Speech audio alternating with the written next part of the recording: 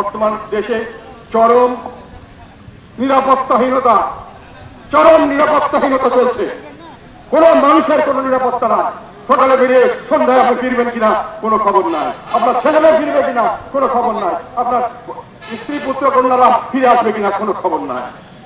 আপনি সন্ধ্যা পর্যন্ত আপনি চিন্তায় থাকবেন, আপনি বাইরে গেলে আপনার পরিবার চিন্তায় থাকবে আপনি ফিরবেন কিনা ঠিক না। কত শত মানুষকে খুন হচ্ছে না, হচ্ছে না, কিন্তু মানুষের মধ্যে ওই ভয়ভীতিটা চলে গেছে। আরেকটি হলো অনিশ্চয়তা। মানুষের মধ্যে অনিশ্চয়তা। দেশ কোথায় যাচ্ছে? আমরা কোথায় চলে যাচ্ছি? সামনের দিকে আমরা কি একটা গৃহযুদ্ধের দিকে যাচ্ছি? আমরা কি একটা দুর্ভিক্ষের দিকে যাচ্ছি?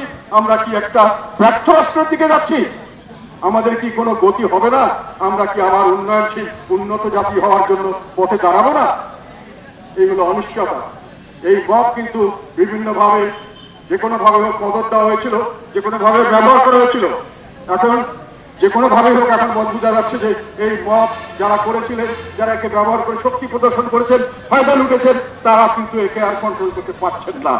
কেননা তো পুলিশ ফোর্স, প্রশাসন সবগুলিকে তারা মনোবল শূন্য করেছেন, তাদেরকে তারা দলীয়করণের মাধ্যমে দূষিত করেছেন। এখন তাদের দ্বারা তারা কোনো কাজ করাতে পারছেন না। তাহলে প্রশ্ন আসে, আপনি যদি পুলিশকে কাজ করাতে না পারেন, আপনি যদি প্রশাসনকে কাজ করাতে না পারেন, আপনি যদি মব দিয়ে কি আপনি ইলেকশন করতে পারবেন?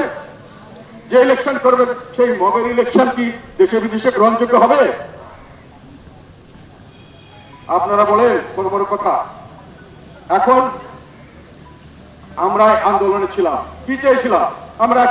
আমরা তো চেয়েছিলাম যে বৈষম্যমুক্ত সমাজ হবে, তার জন্য একটা ভালো নির্বাচন হয়ে একটা নির্বাচিত সরকার হবে, যে সরকার আমাদেরকে দায়বদ্ধ থাকবে, আমরা সেই সরকারকে দরকার মতো পরিবর্তন করবো। সেই সুযোগটুকুই আমরা চাচ্ছিলাম, যেটা শেখ হাসিনা আমাদের দেয় না।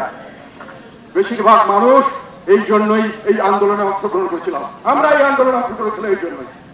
দেশের সাধারণ মানুষ, ছাত্র নয়, ছাত্রদের অভিভাবকরা, তাদের টিচাররা, প্রিন্সিপালরা, তাদের কলেজের মেম্বাররা, তাদের প্রতিবেশীরা সবাই এখানে অংশগ্রহণ করেছিল। তাদের আশেপাশে সবাই অংশগ্রহণ করেছিল। তারা কিন্তু শুধু ছাত্রদের আন্দোলনের কারণে এই পথ হয়নি, সকলেরই অবদান আছে, সকলেই জীবন দিয়েছে। এই জীবন যেমন এই জীবনের সাধারণ মানুষের জীবন, এটা তারা যেটা চেয়েছিল সেই লক্ষ্য অর্জনের জন্য তারা কিন্তু কাউকে এই ম্যান্ডেট দেয় নাই যে আপনি কোন একটা ইসলামিক তন্ত্র তৈরি করবেন অথবা আপনি সংবিধান ছুঁড়ে ফেলে দেবেন এবং নতুন সংবিধান করবেন। আমি মনে করি না দেশের জনগণ তাদেরকে এই ম্যান্ডেট দিয়েছে।